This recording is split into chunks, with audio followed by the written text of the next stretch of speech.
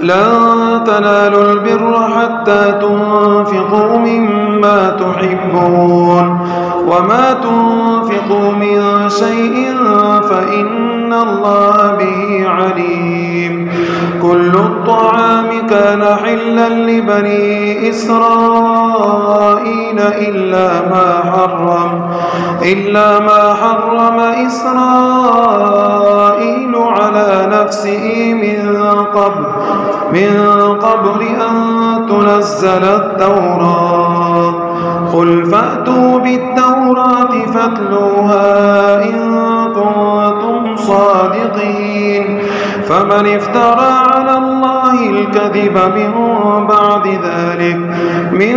بعد ذلك فأولئك هم الظالمون. قل صدق الله فاتبعوا ملة إبراهيم حنيفا وما كان من المشركين.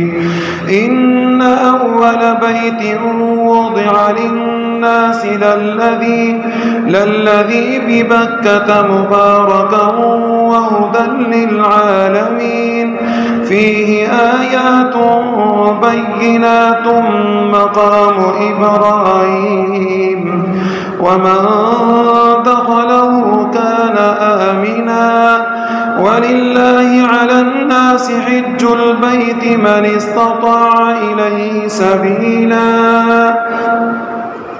ومن كفر فإن الله غني عن العالمين.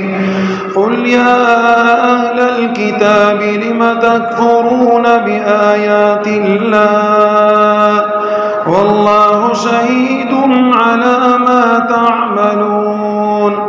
قل يا أهل الكتاب لم تصدون عن سبيل